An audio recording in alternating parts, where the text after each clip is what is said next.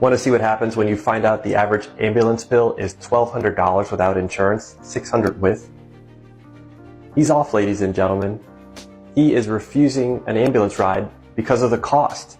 The problem in America is that our medical costs are so high that without insurance or minimal insurance, you can go broke paying your bills. This is a gentleman who had a shark attached to his arm, and he's refusing medical care because he's worried about the cost. This is a big problem. People are not getting the care they need because they're worried about the cost. And why are things so expensive? Well, one of the main reasons is the ongoing fight between insurance companies and the hospitals.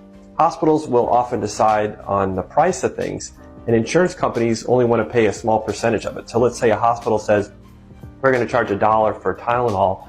Well, the insurance company may only want to pay 20 cents. The hospital says, well, we need to make more of a profit to keep our business running. So then they charge $2 for a Tylenol.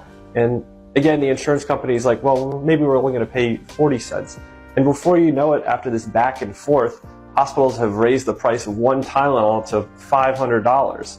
And then you come along with minimal insurance or no insurance and show up at the hospital, and they say that'll be $500 for that Tylenol.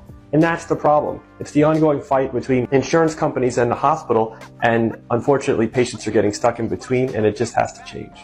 Our healthcare more expensive for our own good, folks. Just watch this. You need to have a system that does both, takes care of you when you're ill and you're sick, but also incentivizes you to adopt healthy behaviors that keep you healthier and keep you out of the hospital. When there is a copay and a deductible, there's some skin in the game. Patients don't overutilize, and they're more likely to adopt healthy behaviors. If y'all don't hear from me in the next 24 hours, someone should start a bail fund, because this single clip is going to turn me into the actual Joker. Also, for legal purposes, so the FBI doesn't show up at my front door, that was a joke, you nerds. Because not only is that patronizing as to essentially suggest that Congress's job is to make life harder for Americans because that will somehow make us more responsible as individuals, it's also just straight up not true. We know this because countless studies have already documented what happens when people lose access to health insurance or the cost of healthcare goes up. You want to know what people do, Marionette? They fucking die! Or, to back up a little bit, first, they just stop going to the doctor at all. In fact, about 1 in 3 insured adults and 3 out of every 4 uninsured adults say that they have delayed or skipped needed medical care entirely because of cost. Higher out-of-pocket costs are associated with underutilization of essential care, reduced treatment adherence, and as a result, more emergency room visits. In other words, creating financial barriers, you know, the very thing that Marionette was expecting us to thank her and her party for doing, do the exact opposite of what she is claiming. She's suggesting that people paying higher deductibles and copays will make folks feel like they have some skin in the game and therefore will take better care of themselves. And just pause for a moment and really think about what she is claiming here. To believe that that is even remotely possible, you would first have to believe that Americans are only sick because we just can't be bothered to take care of ourselves. Not to mention, what the does it even mean to suggest that people need a little skin in the game on this?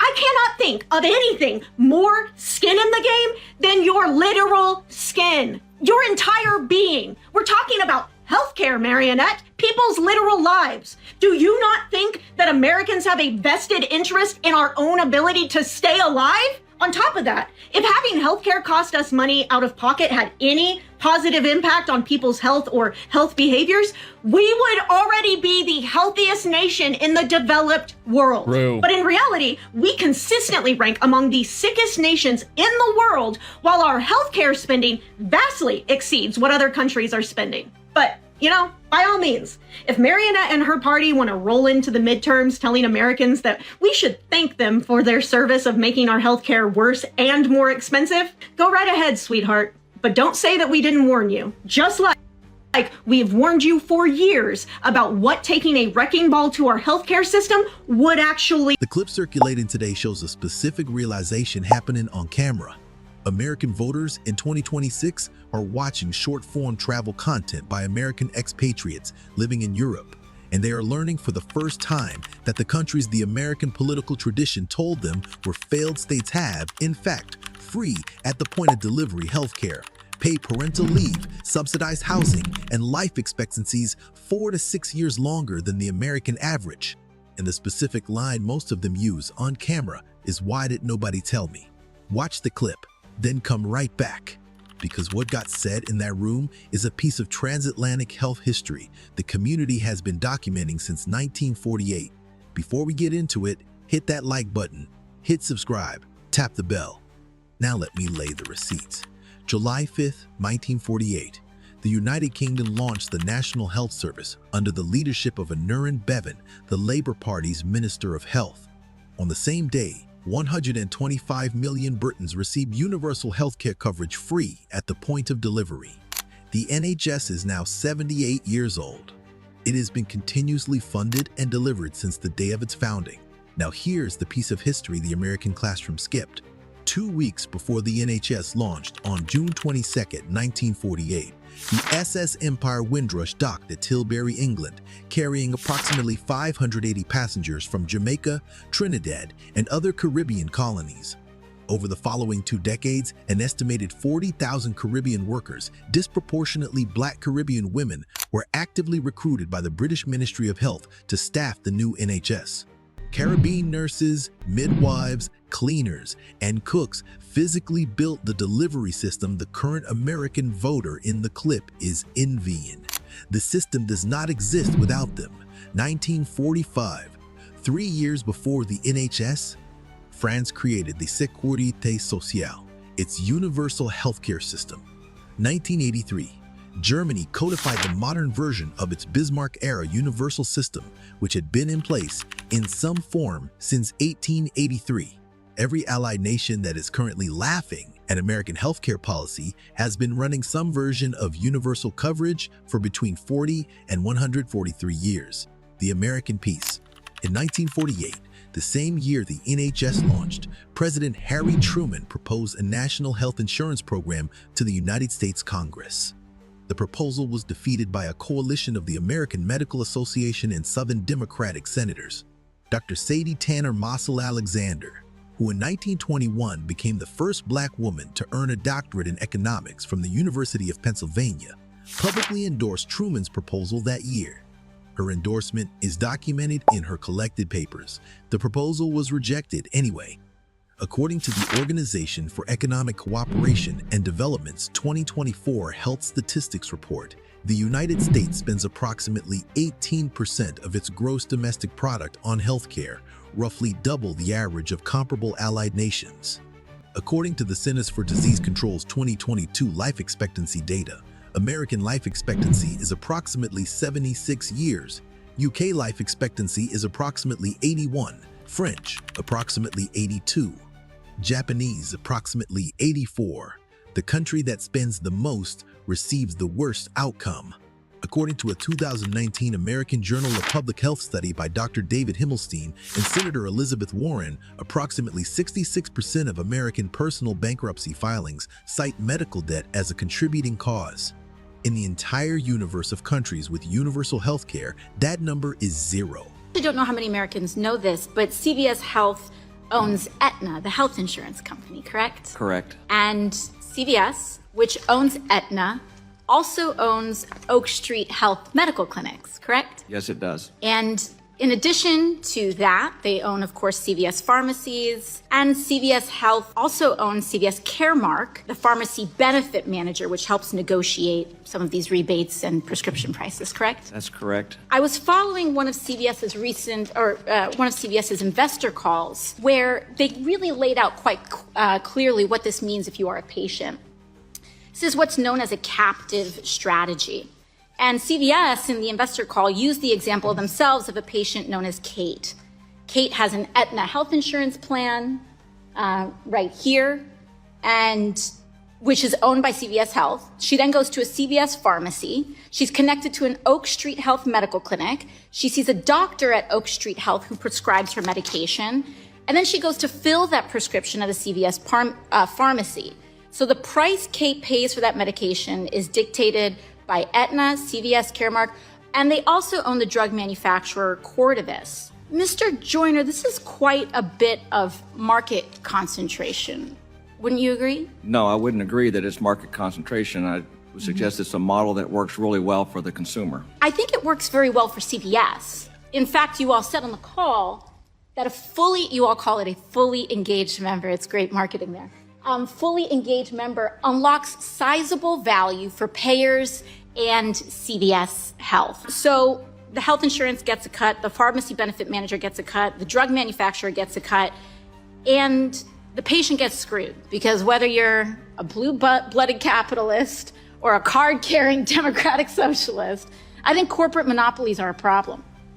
And this vertical integration is destroying people's ability to access care. But when you own the care, when the insurer owns the pharmacy, owns the PBM, owns the drug manufacturer, you also own the healthcare cost. You own a big chunk of the healthcare cost. And so, 100 years ago, we had this type of market concentration in our banks. And we did something about it when it crashed the economy. And we passed the Glass-Steagall Act. We should be considering that in our healthcare system. And if we believe in competition, I think we should put our votes and our legislation in alignment with that and consider. Which, according to some of the comments, I'm not sure of this. It looks like that is something that is a thing that's illegal. Let me know if you know about that in the comments section down below. But that's crazy. I know you only gave birth 30 minutes ago, but we have someone waiting on this room, so we gotta make this quick. Here is your bill for $10,000. No, that can't be right. It should only be like $2,000 to $3,000. I have health insurance and I chose this hospital because it's in network. See, honey, the hospital's in network, but the doctor who delivered your baby and the anesthesiologist were out of network doctors. So they're not covered by your insurance at all. What? No one told me this could happen. I don't know how I'm gonna pay for this. Well, you better scurry on back to work then, because your employer wasn't required to provide any maternity leave, and if you miss a day, you might lose your job and not be able to pay us. Congratulations on your new baby. No, sit down. It's okay. You should stay here for 3 days. We want to make sure everything is okay before you go home for your minimum 8 weeks of maternity leave. And don't worry, everything is paid by Sécurité Sociale, so you don't owe us any money at all. And actually, here is a check for almost $2,000 to make sure that you have everything that you need for your new. I don't have that stupid Obamacare. I'm covered by the Affordable Care Act. The Affordable Care Act is Obamacare, genius. I just had a patient say to me, thank God Trump was elected and we can get rid of this stupid Obamacare and go back to the ACA. Oh, I love being in my reputation era while they're in their fuck around and find out. And which plan do you support, Obamacare or the Affordable Care Act? The Affordable Care Act. And what is it about Obamacare that you do not like? I just think that there's a lot of holes in it and it needs to be revamped. What do you agree with, Obamacare or the Affordable Care Act? I'm more sort towards the Affordable Care Act. So the Affordable Health Care Act is still a better option than Obamacare? Yes. So the Affordable Care Act is more affordable than Obamacare? Just the name says it all. Do you agree with the Affordable Care Act or Obamacare? The affordable. And why do you prefer the Affordable Care Act over Obamacare? I just don't agree with the whole Obamacare policy thing that's going on. I just don't agree with it. Do you support Obamacare or the Affordable Care Act? I guess the Affordable Care Act. And why do you prefer the Affordable Care Act over Obamacare? I'm not really sure. My girlfriend supports Trump, so I go with whatever she says. So you disagree with Obamacare? Yes, I do. Do you think insurance companies should be able to exclude people with pre-existing conditions? No. Do you agree that young people should be able to stay on their parents' plans until they are 26? They should be able to, yes. Do you agree that companies with 50 or more employees should provide health care? I do. And so by that logic, you would be for the Affordable Care Act? Yes. What plan do you support, Obamacare or the Affordable Care Act? The Affordable Care Act. And why do you support that over Obamacare? Do not like Obamacare. I don't like anything that has to be forced for everybody to buy. This is not good. Do you think Obamacare is socialist? Yes, I do. Do you think the Affordable Care Act is socialist?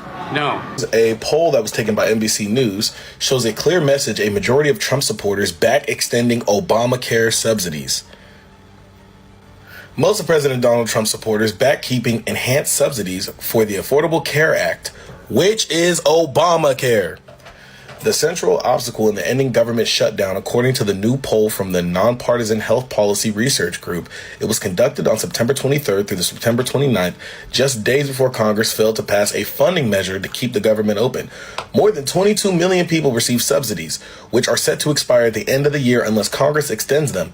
Losing the subsidies could mean the average out-of-pocket premium payment could double in 2026 from $888 a year to $1,904.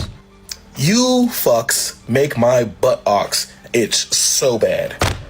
I cannot believe in the year of our Lord 2025 in the United States of America, there are people who live in this country who do not know that Obamacare was a slur by the Republicans for the ACA. I can't believe it. You know, the world used to think that Americans were intelligent and smart. But because of this TikTok, the world now realizes that Americans are easily manipulated, lied to, and they just absorb it into their brain. MAGA Congresswoman Marjorie Taylor Greene says Democrats are right about demanding subsidies for the ACA, the Affordable Care Act, Obamacare be extended. Let me show you her clip. And to allow Democrats to have some sort of moral high ground on this issue because they're the only ones talking about it, I think is a major failure from the Republican Party. And I'm not going to stand there and just keep talking the talking points when my own adult children can hardly afford health insurance premiums, when everyone in my district, it's the #1 issue that I hear about day in and day out, not just people on the ACA, but people that have private insurance as well. And I think it's something that we have to talk about. Undocumented immigrants in the United States cannot receive health insurance from Obamacare, from Medicaid, from Medicare.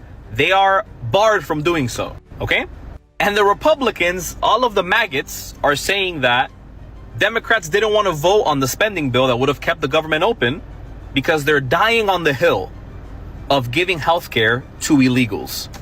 No, the reason the government is shutting down is because the Democrats refused to join a vote on the spending bill that would keep the government open, or would reopen it at this point. Why? Because MAGA wants to gut healthcare in this country for millions of people, even more than they already have. Commentary. Hold up. Y'all actually didn't know Obamacare and the Affordable Care Act are one and the same? Y'all made up the name. Y'all made it up. Y'all started calling it Obamacare. It had a name first. The name has always been the Affordable Care Act. Then y'all named it Obamacare. Did you forget? See, this is how I know y'all just hating indiscriminately. Y'all don't even know what y'all be hating. I'm gonna go out on a limb and say he was black. That's what y'all do like. Why y'all ain't just look it up? Why you ain't just look it up?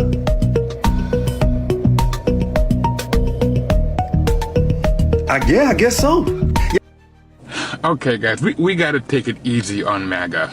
I mean, yes, sure, they falsely believe that Democrats want to give health benefits to the undocumented migrants, even though it has always been a federal law that states that undocumented migrants do not get access to the ACA. But speaking of the ACA, guys, you got to remember who we're talking to. We're talking to people who have willful ignorance. They won't research anything.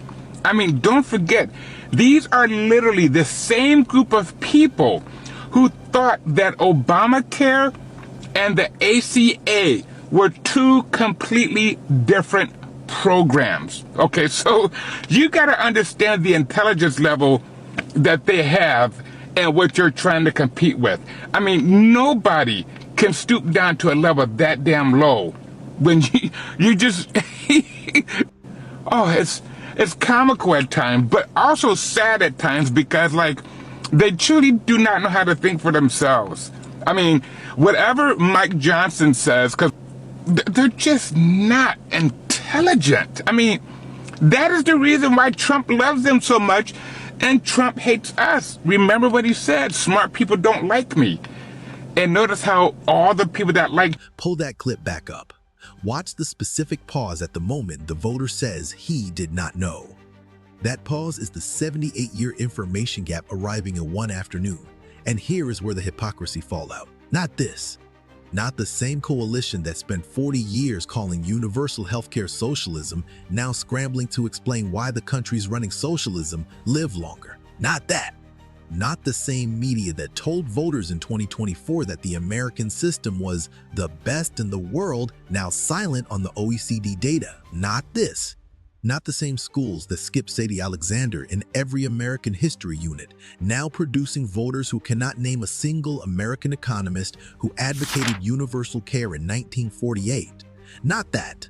Not the same churches that quoted the laborer is worthy of his hire on Sunday, while their congregants voted for a system where the laborer is worthy of the medical bill on Monday. Now, how did we get here? There is a system underneath. American healthcare policy has, since 1948, been structured around the specific commercial interests of the health insurance industry, the pharmaceutical industry, and the hospital administration lobby.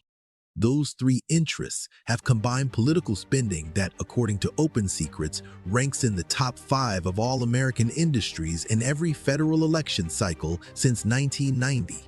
The congressional leadership that receives that spending has, for 78 consecutive years, blocked every meaningful universal care proposal. The clip today shows one American voter finally doing the arithmetic on why the system that was sold to him as the world's best is, in specific measurable terms, not. I talked to a sister last week, 57 years old, registered nurse in a Detroit hospital, third generation of NHS-trained nurses.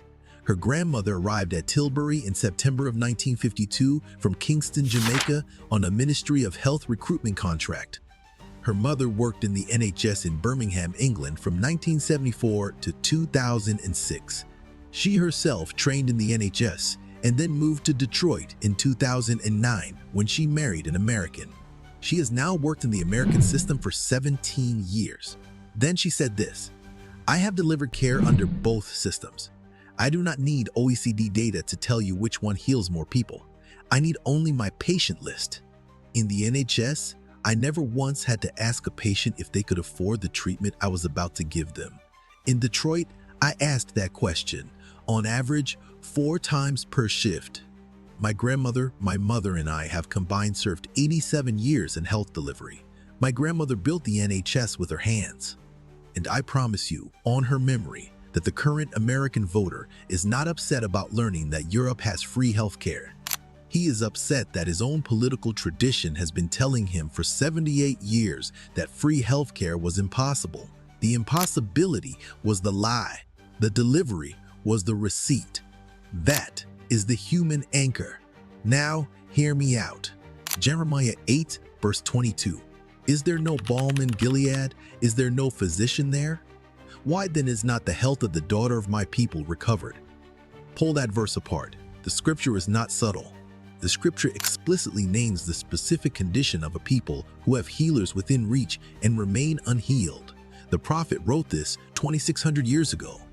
The verse describes, in scriptural language, the exact condition of the American health system in 2026. There is your accounting. Black America. Listen, support the Black-owned health clinic, support the community midwife, support the National Medical Association, read Sadie T. M. Alexander, read Dr. Tamara Phyllis Jones, support Medicare for All organizing. The balm exists. The community has to demand access. Listen, before y'all click off, drop a comment and tell me one healthcare story from your family that would not have happened in the universal care. We are archiving them. Share this with one voter still surprised by the OECD data. Send them the NHS founding. Send them Sadie Alexander. Send them Jeremiah 8. The balm exists. The community has always known. I'll catch y'all on the next one. Family, Before you click off this video, I need to leave you with one more thing. The work we do on this channel is heavy work.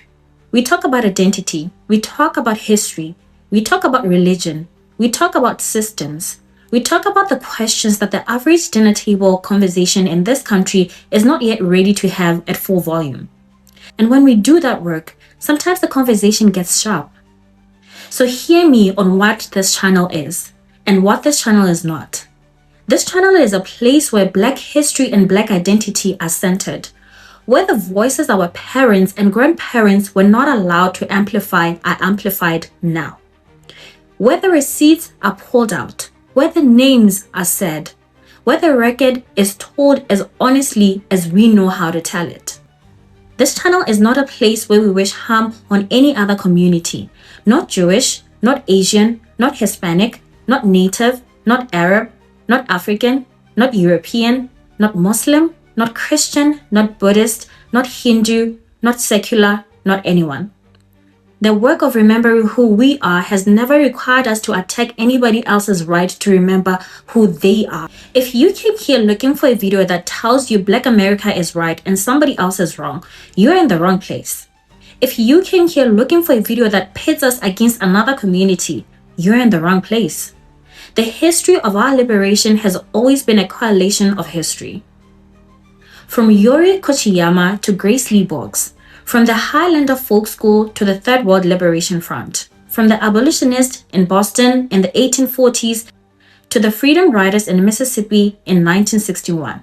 We have always been at our most powerful when we have walked with our allies, named our shared enemies as systems rather than people, and held the door open for everybody who wanted to do the work of justice with us.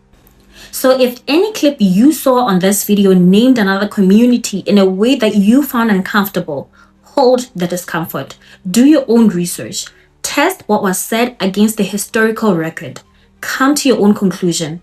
That is the work. That is always the work. Subscribe, like, drop a comment so we can keep the conversation honest in this section. Share this video with somebody who needed to hear it tonight. Walk in that, family. Walk in love. Walk in truth. Walk in the dignity that 400 years of standing up has made you ready for. I'll see you on the next one.